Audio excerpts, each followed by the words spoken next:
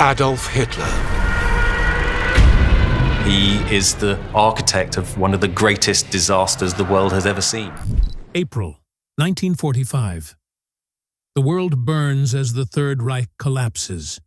Soviet troops storm the streets of Berlin, and deep beneath the rubble, they discover a scene that would change history forever. The fall of Hitler and the end of Nazi Germany. For almost 80 years, what lay beneath that final battleground remained sealed, untouched, unspoken of, buried in myth and concrete. But in 2024, a restricted excavation team was granted access to what was thought to be lost forever: Hitler's secret bunker. What they found inside was beyond imagination. Crumbling walls whispering secrets of war, relics scorched by time, and evidence that challenges everything we thought we knew about Hitler's final days.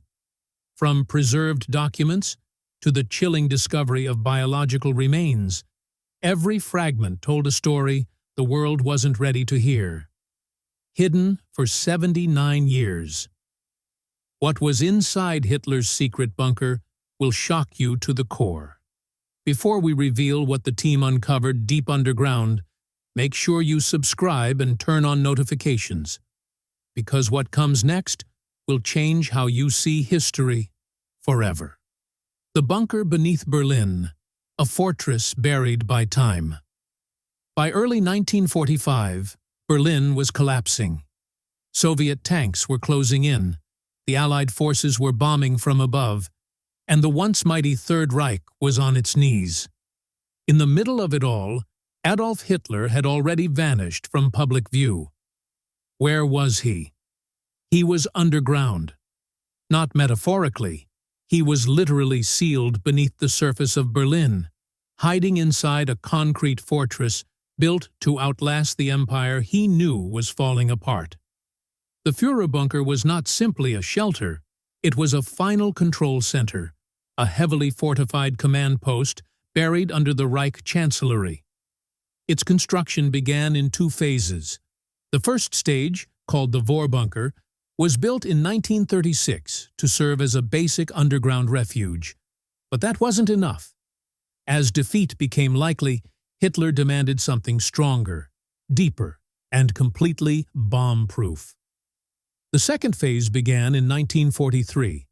This new construction required speed, secrecy, and total obedience. Thousands of tons of concrete were poured by forced laborers, including Soviet POWs and political prisoners pulled from nearby camps. Many were worked to death under brutal conditions. Food was scarce, beatings were common, and guards reportedly shot workers who slowed down or collapsed. Hitler rarely visited the site during construction, but when he did, his rage was explosive.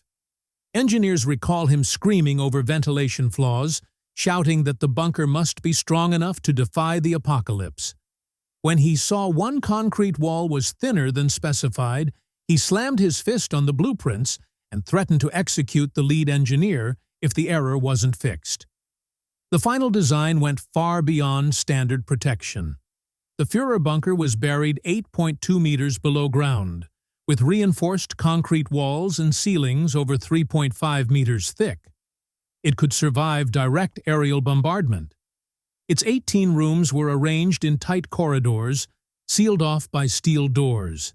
It contained electric generators, water pumps, diesel fuel reserves, chemical toilets, and air filtration systems in case of gas attack. Hitler's personal quarters were fitted with an emergency exit, a study, and a private laboratory. The walls were lined with thick plaster to reduce echo. No windows, no natural light, only cold, enclosed survival. Once completed, the bunker became the final nerve center of a collapsing empire. Hitler moved in permanently in January 1945. Inside were Joseph Goebbels, Martin Bormann, Eva Braun, several SS guards, and a shrinking group of secretaries and aides. Hitler issued delusional orders to divisions that no longer existed. He screamed at his generals, He refused to accept reality. Everything was falling apart, but underground, he tried to control it all like nothing had changed. In April 1945, just days before the Soviets reached Berlin, Hitler dictated his last will and testament. He married Eva Braun in a short midnight ceremony. On April 30th, they killed themselves. Their bodies were only partially burned. When Soviet soldiers reached the bunker, what they found was chaos, scattered belongings, bloodstains, and silence. The Soviets tried to destroy the site in 1947 with explosives, but much of the structure survived. Later, East Germany built apartments over it, covered the entrance, and removed all public references to its location. For decades, no one was allowed to go back in. But in 2024, that changed. A modern team of researchers was finally granted access to the preserved remains of the Führer bunker. What they found shocked even the most hardened experts. But while the world tried to forget, the bunker remained. What exactly was buried beneath Berlin? And why was it kept sealed for so long, sealed in silence? The bunker's post-war cover-up. The war had ended, but the hush surrounding Hitler's bunker began immediately. In May 1945, Soviet forces took full control of the bunker site. Officially, they were securing the area. In reality, they were erasing it. Within days, Soviet teams descended into the collapsed remains of the Führer bunker. They photographed bloodstains, gathered bone fragments, and collected documents. But what exactly did they take? And why was most of it never released? According to Soviet records, Hitler's burned remains were recovered, analyzed, and later burned again.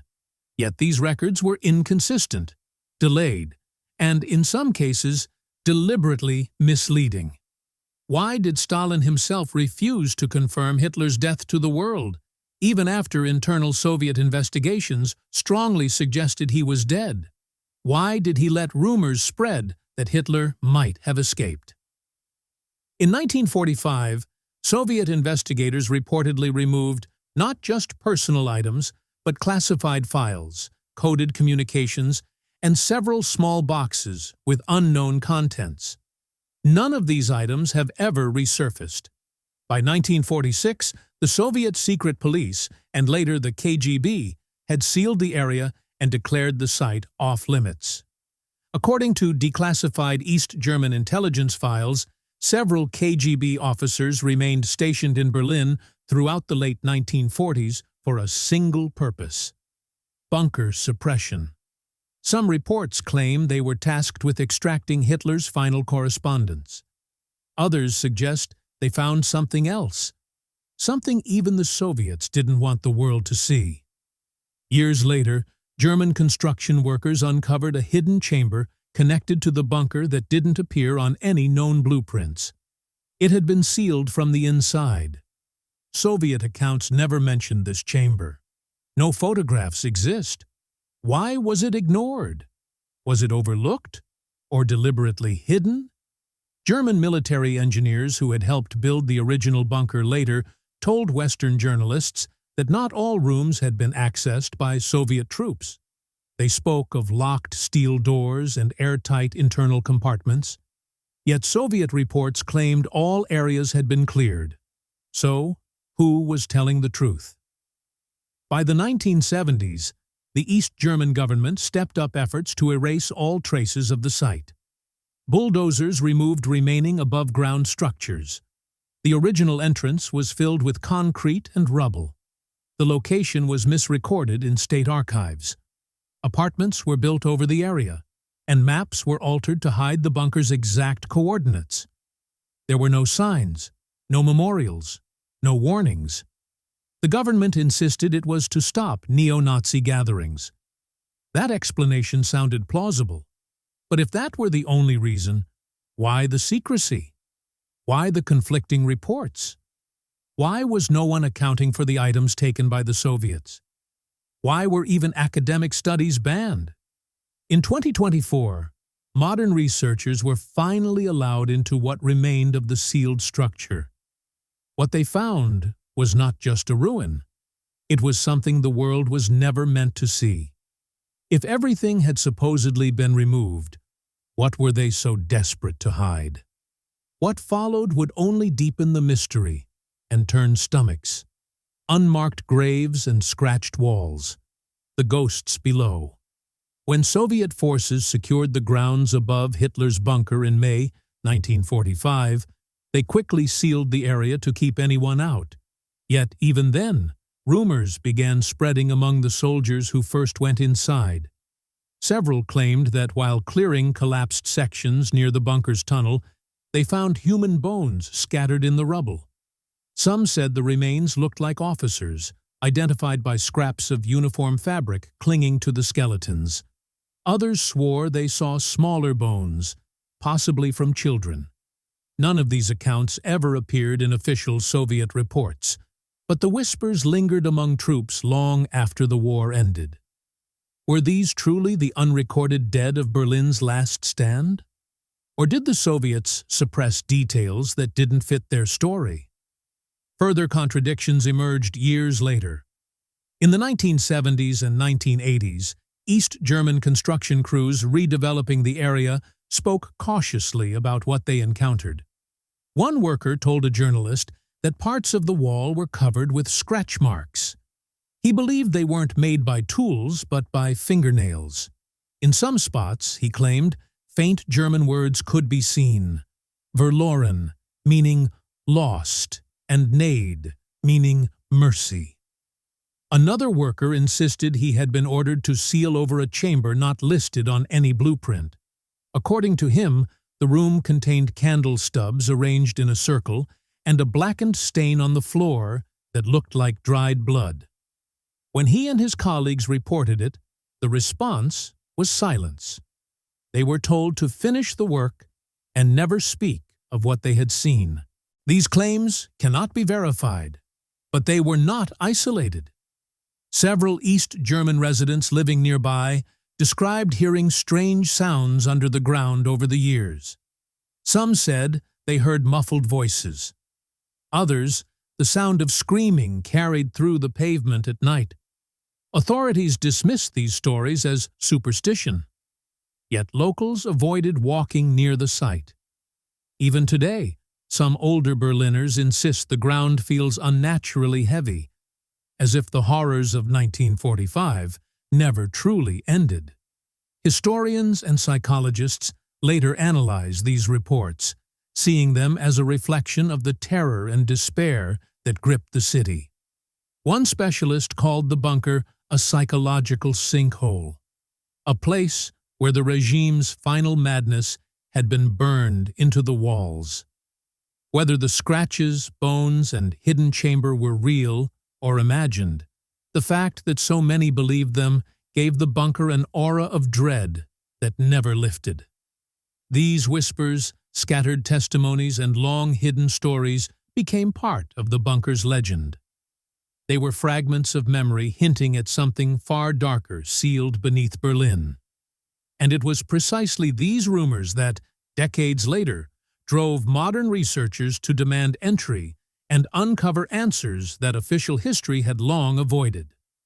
With tension mounting and anticipation high, modern teams finally descended into the dark silence.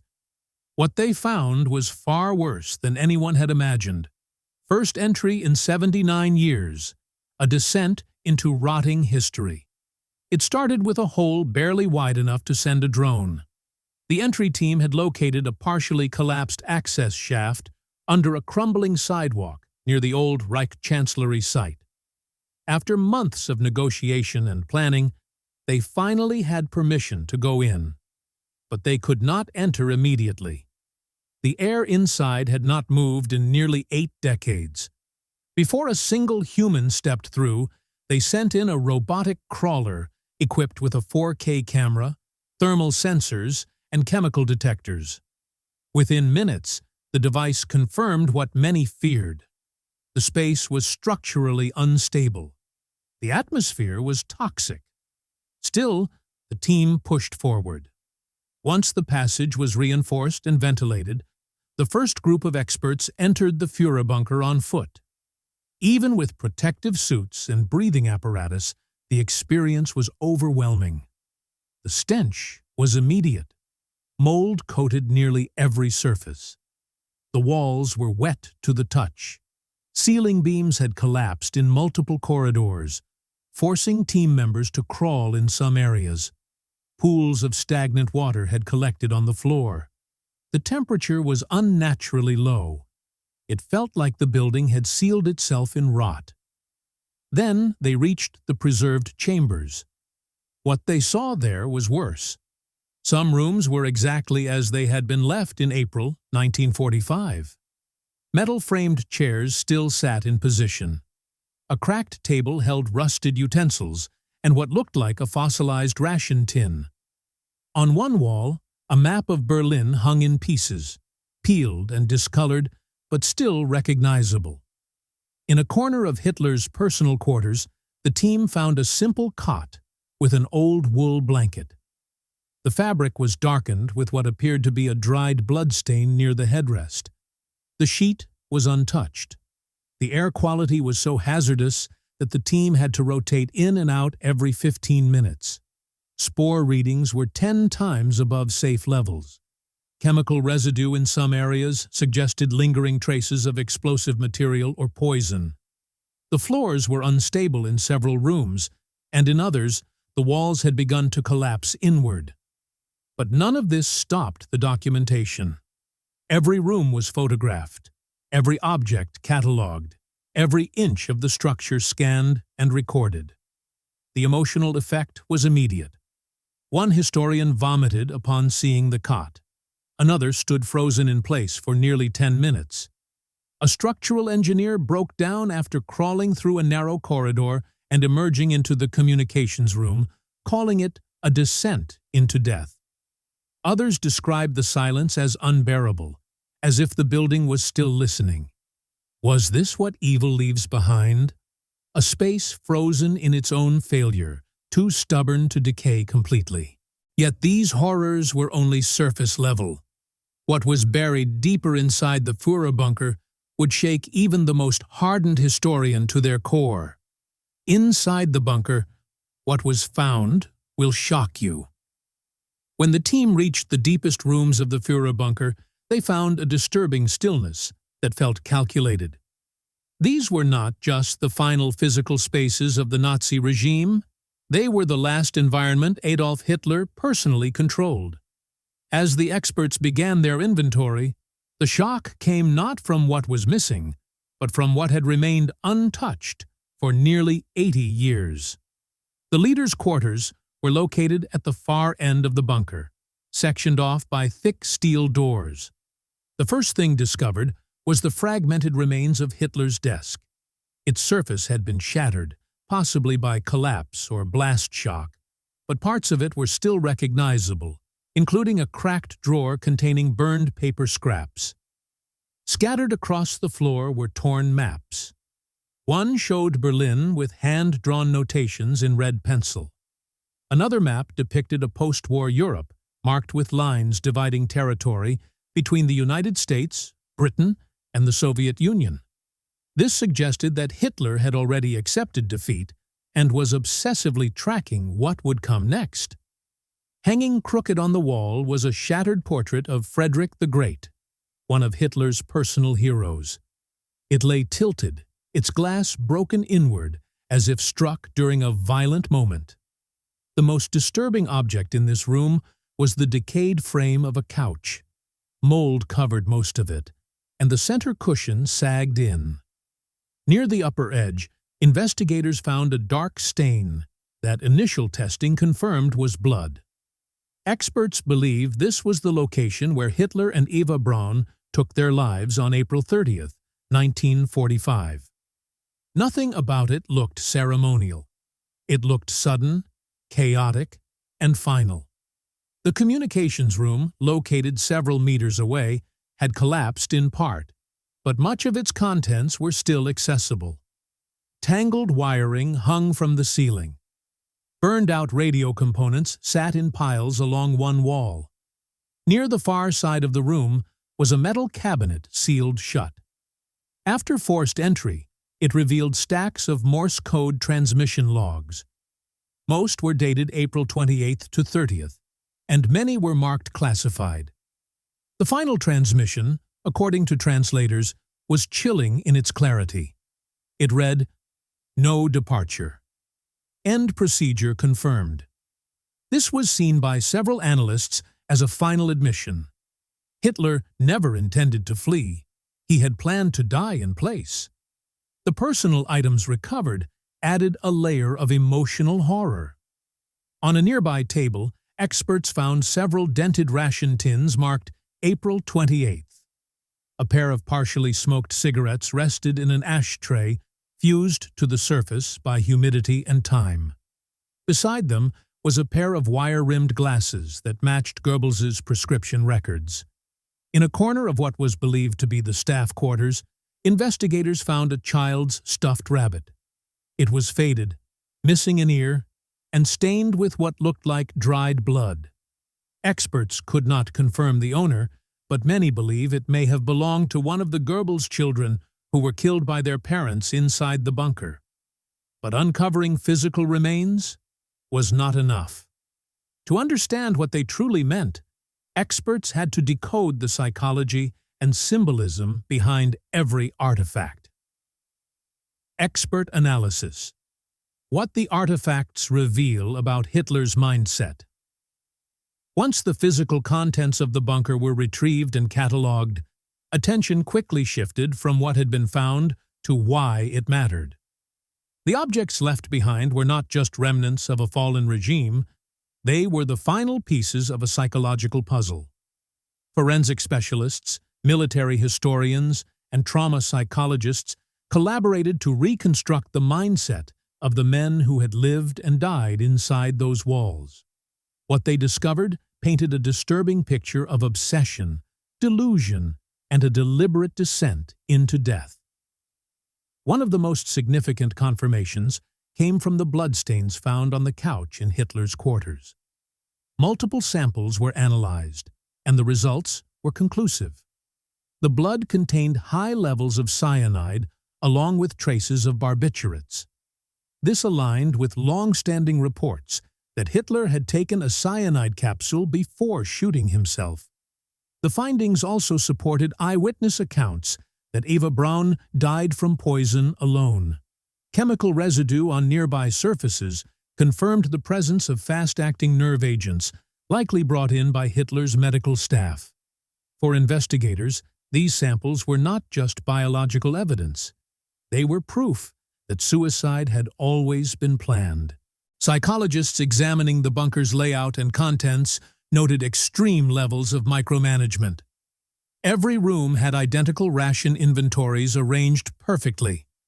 Furniture was positioned at precise angles. Documents were filed meticulously even during the final days. One expert described it as order in the middle of collapse, suggesting that Hitler clung to control over minor details while the larger world crumbled around him. This obsessive behavior matched Hitler's known personality, but was amplified in the face of imminent defeat. More chilling were the red markings found on the wall maps.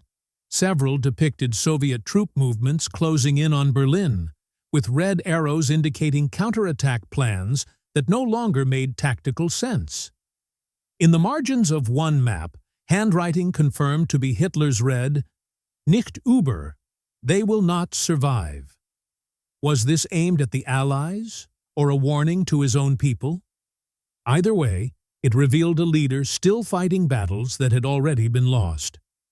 The psychological picture darkened further when experts reviewed notes and markings from the final week. Many showed increasing signs of religious obsession. In handwriting believed to be Hitler's, phrases compared Germany's collapse to divine punishment. References to final purification appeared, language echoing his earlier ideological speeches, but now read like fatalist scripture. One analyst described it as messianic delusion, suggesting Hitler saw himself as a martyr, fated to fall with his nation. Perhaps the most horrifying documents came from pages thought to be written by Joseph Goebbels. These handwritten notes described the decision to kill his 6 children not as an act of fear, but as a twisted form of mercy. One line read, "They will never live under Jewish vengeance." The handwriting was confirmed, the meaning chillingly clear. These insights should have ended all speculation.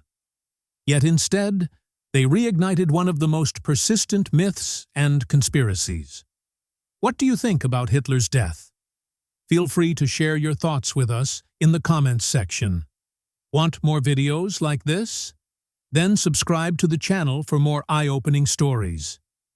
Thank you so much for staying with us till the end. See you in the next video.